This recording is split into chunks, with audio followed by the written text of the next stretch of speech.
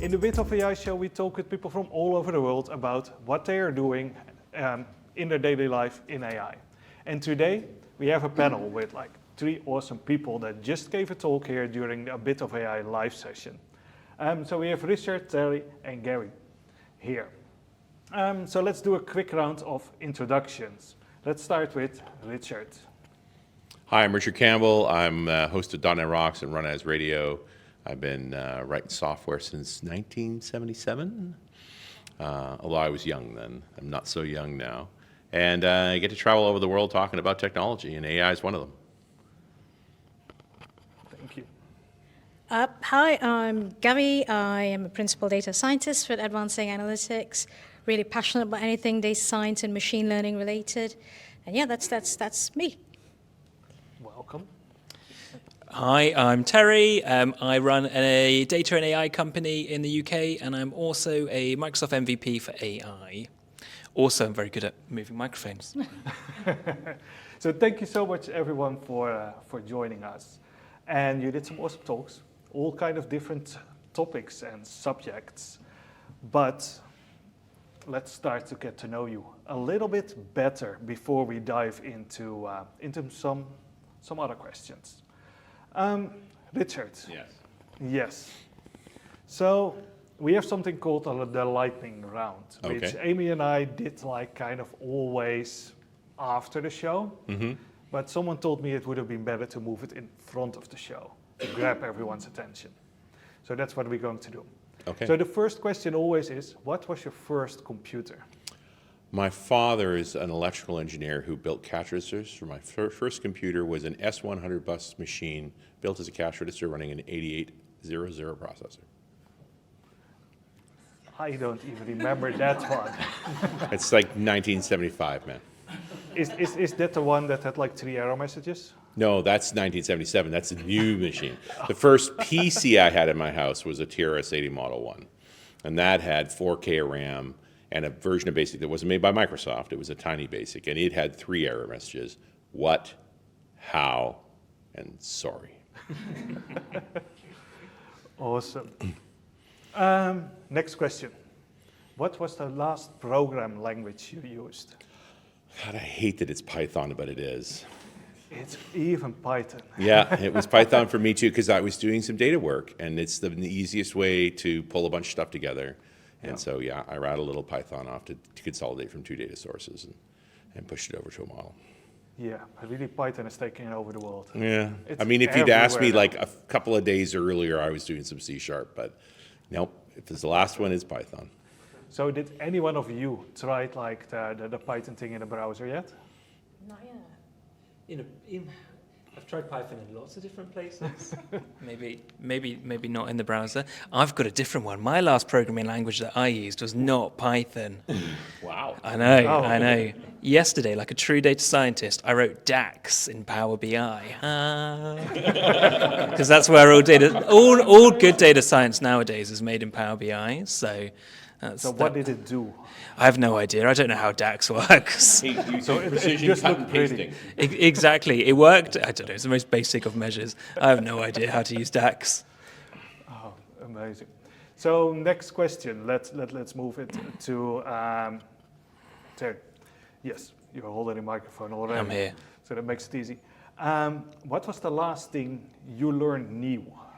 The last new thing that I learned. I would say that the last new thing that I learned, oh gosh, what would it be? It doesn't have to be with computers. It can be just a thing in general. Yeah, so I would say the latest thing that I've been learning is I've been reading a very interesting book called Atomic Habits, which is all about how to, how to make me a better person.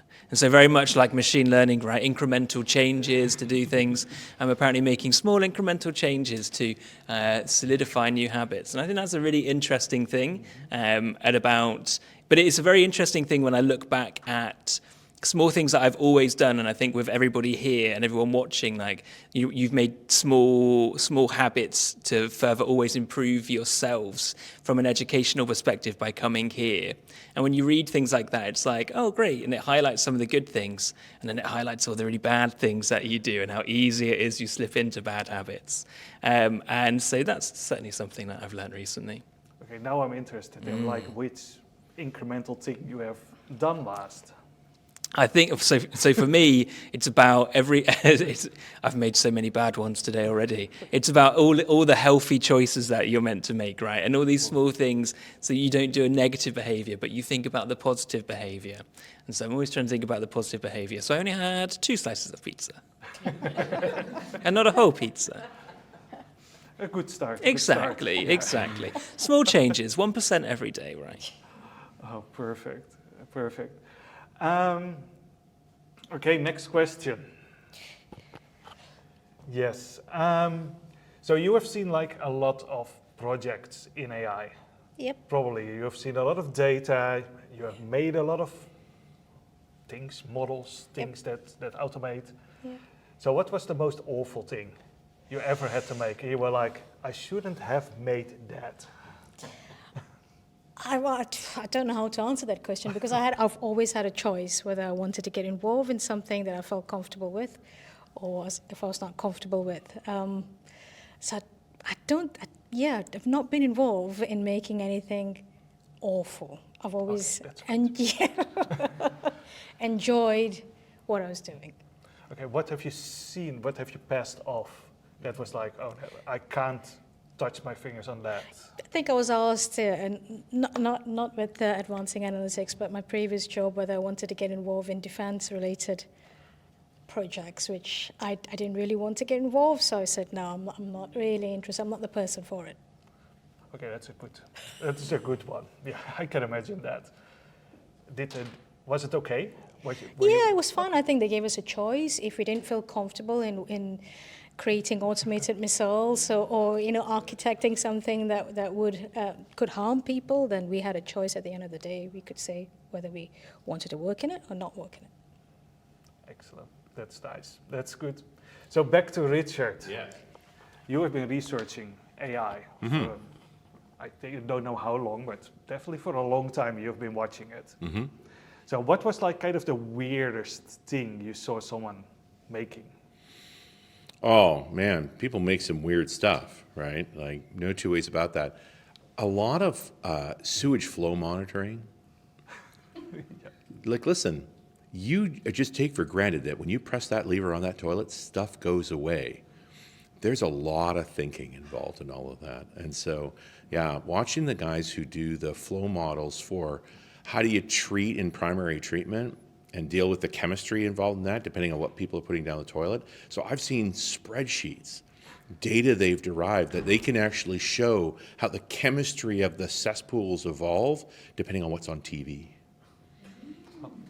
Like, it matters, right? Because people's diet shifts. So, the side effect of Sunday roast is different chemistry on Monday. And I, of course, I'm interested in everything. Like, it's hard for me to resist. So as soon as I was aware that I was talking to somebody who deals with this, I'm like, you need to tell me everything. Oh no, I want to see the spreadsheets.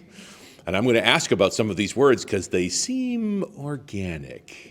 But yes, the goal is to make as dense a sludge as possible and release as much clean water as possible. And so they do this very precisely. And machine learning models are being introduced to that to be able to respond faster. And yeah, I thought it was brilliant, but not normal. Like, very odd little part of our world.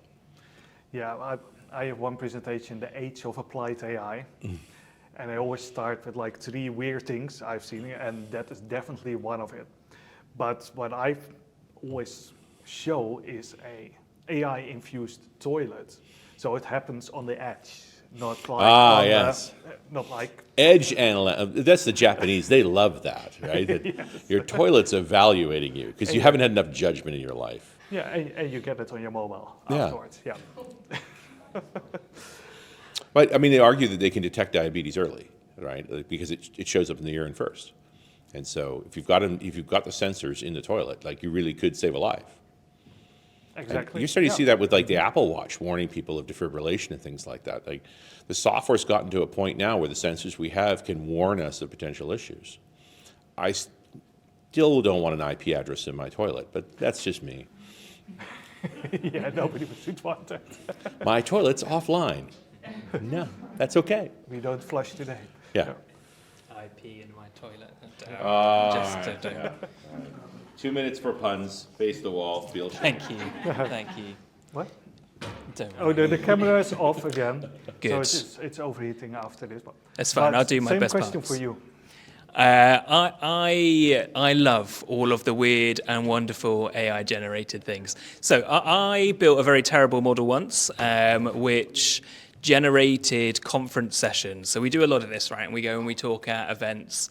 And so I built a Python script to go and scrape events and scrape the abstracts that people submitted to attempt to, using a long short-term memory model, generate a new session that people would want to go and see. And it generated some okay ones, but during the demo, and I had it all up on the screen, it came up with a large expletive and an analysis services. And I was like, that's a session that I would like to see. I can think of that expletive. Yeah. Exactly. And so all of those things are really interesting. And this is a few years ago. And when you look at some of the large-scale language models now, and you look at what is possible with them, you can do some really interesting, incredible things. But generally, everybody makes really stupid things. And it's the stupid things that I think are the best, such as AI-generated Valentine's Day cards. That was a recommendation by Tori on our team, recommended to have a look at these. And they are incredible, just the most ridiculous things you'll ever read. And also things like AI-generated April Fool's jokes.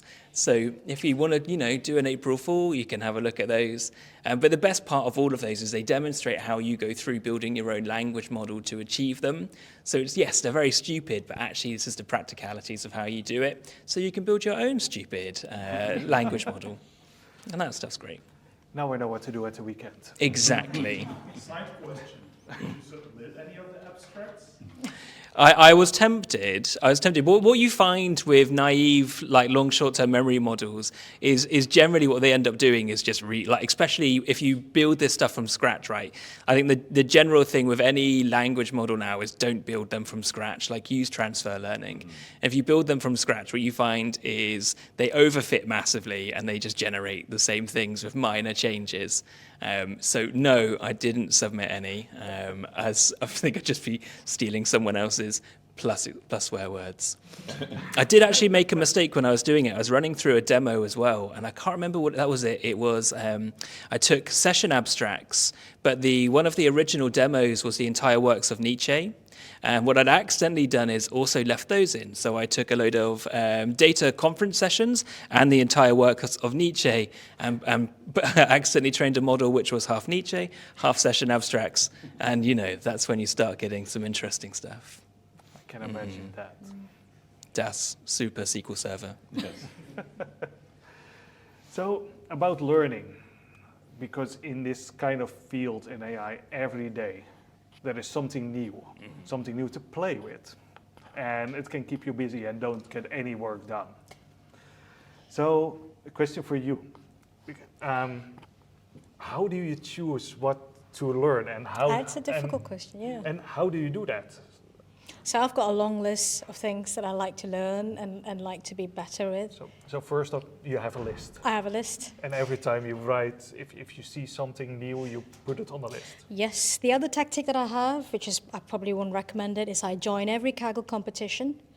And as the deadline approaches, I do that. You actually do them. I do them, Oh, yes, that's so I do, cool. yes, I do. I do But you try. wait till you're close. Like you need the crisis. Yes, I do. Yeah, I need the pressure. I need the stress. Okay, so what was the last one? What did I submit last? It was the last one that I submitted was in May. Kaggle's got a new competition now where the competitions are set by community. So it's called every month they set a new competition. So I did the May competition. Was it May, April? So I submitted end of April at 11:45. Oh my God.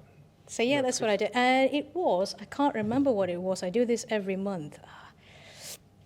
Yeah, it was a straightforward machine learning.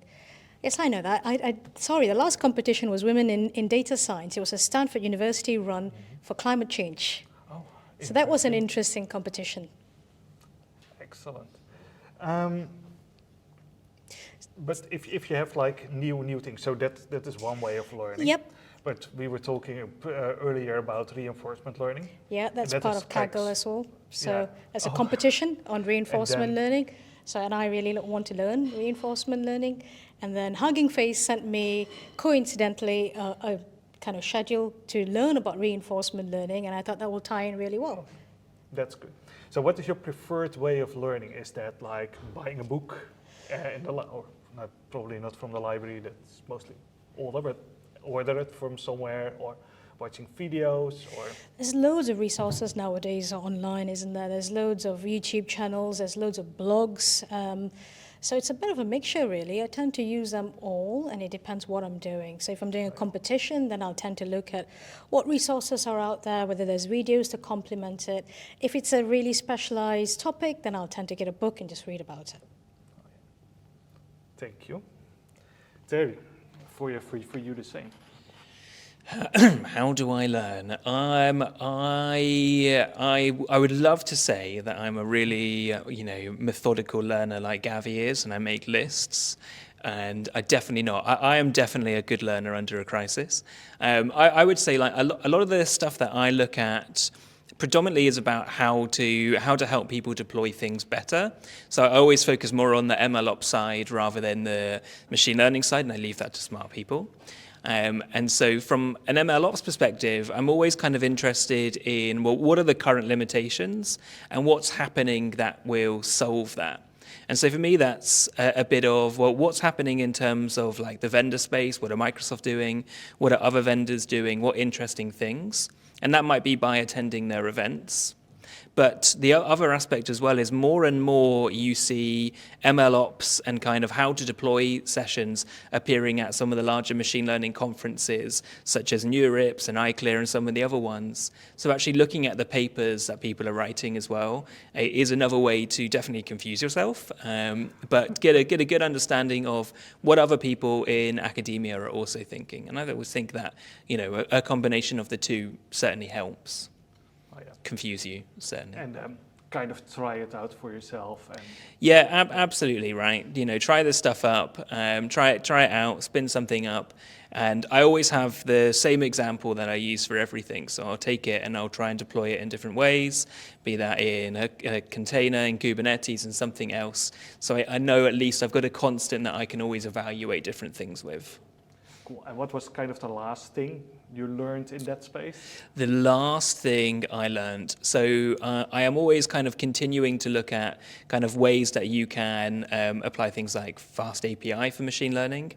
But one of them that went into public preview is some of the new bits around managed inference from Microsoft. And looking at that in conjunction with MLflow is a really interesting one, and said it's still an area that I am kind of actively researching as well. It's a great way, because it's one of those things like, should data scientists learn Kubernetes? And while I think Kubernetes is great, I think also asking data scientists to learn Kubernetes is a bit mean and a bit of a divergence from the skills that they should be focusing on. I couldn't agree more on that. Richard, you have been learning since 1977. I was learning before that too. I'm a good reader.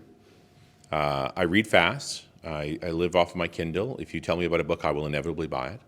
And I travel a lot, at least I used to. I'm starting to again. And so my usual activity when I'm on a plane is to consume books. And I mean, the talk you just saw me do was derived largely from one of the most difficult books I've ever read, arguably. Because it was insanely dense. And I'm normally reading a book or two a week. That one was almost 8 days, which is a very long time for me. But I also make a lot of podcasts, and that means I get to talk to some incredibly smart people. And so that's become a channel for me of research. Now I have to plan them as well. So there's a meta conversation on top of that. One of the secrets of .NET Rocks is that I've had close working relationships with Microsoft for a really long time, and they normally share a lot of roadmaps with me. So I kind of know what's coming and what shows we need to make to help those things succeed. And then you get to go talk to the folks that are making it and have those conversations as well. It's not a normal way to approach things, but I've embraced the idea that I'm a professional storyteller, and then the challenge of that is being able to collect the stories and share them effectively. And then maybe my magic power is aggregating that data in the collective to tell at a different level. I don't invent as much stuff as some of those folks. Like, they're extraordinary in their focus, where I feel more like I've harnessed my ADD for the forces of good.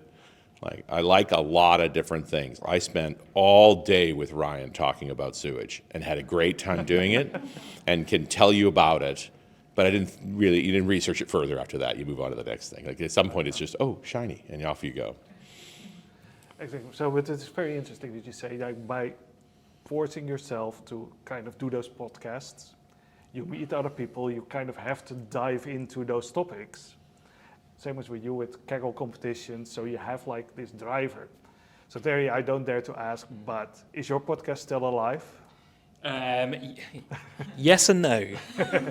It's still alive. So I didn't make it to 1,800 episodes, but original one made it to 6. But we actually started a new one called Totally Skewed. And so original podcast you can still listen to, it's called Data Science in Production. And it's a great topic, but the scope is quite limited. So we flip things around. We started a new one that's every 2 weeks at the moment called Totally Skewed, which looks at data and AI. And that, touch wood, I don't see any wood, I'm going to run around and touch something in a minute. We will keep going. We're up to episode 6. We've got another one coming out, not this Friday, but next Friday. And so, yes, I'm back on it. And yeah, it's a great one, right? Just forcing you to research something and, as you say, try and tell a story that people will listen to. It's good fun. Excellent. Yeah, I had the same thing because I have to explain like a lot of technology, Azure technology, and that is the time you dive into it, learn new things, and actually you're starting with Azure Machine Learning, you end up like researching PyTorch because you kind of needed like a framework to do something other than MNest demos. And the great thing about coming to places like this is that you have to learn things so deep because we're expecting you all to have these horrible questions. And so you prepare for all these horrible questions and then people don't ask them. So you end up having to research stuff so deeply and understand it all that you end up being much better than you would have. And that's a great way to learn things much deeper, is to write about it and to come and talk about it at events. I couldn't agree more on that. So we're going to close up because half an hour goes fast. So I'm going to have like one last question for all of you. So what is like the kind of most useful thing you have seen in the AI machine learning space at the moment that you're like, wow, that is super cool, that is super useful? I would say so, not something that's super useful right now, but something that could be super useful very soon is a new approach to machine learning, which Google are talking about a lot at the moment, called pathways. And if you look at what a machine learning model does today, we have hundreds and thousands, millions, probably billions of machine learning models out there, and they all solve one problem and one problem only. But a lot of the models that we build generally share the same features, they share the same models, they're just doing a very singular task. And what Pathways is a different architecture which is designed to solve multiple different problems using the same data. So rather than having to spin up 15 different APIs to serve up different models, we train one model that can do a regression task for trying to work out how much somebody will spend. We'll understand when they'll churn. We'll understand what things we should recommend to them, all by taking different pathways through a different kind of neural network. And I think that although that's not something that we have today, it's a very interesting architecture that potentially has a great deal of impact further down the line and is something really interesting. I'm going to add that to my list. Richard? Oh, I mean, there's so many interesting machine learning things going on these days that are pretty profound. I'm fascinated by our approach to disrupting the phone, to getting into more augmented reality and VR spaces. I hesitate to say metaverse because, dang. But the idea that we're going to create models that allow us to operate in that space, that we're going to solve certain classes of problems that are best represented in 3D, I think is just a really new area in terms of dimensional science. So I keep my eye on that.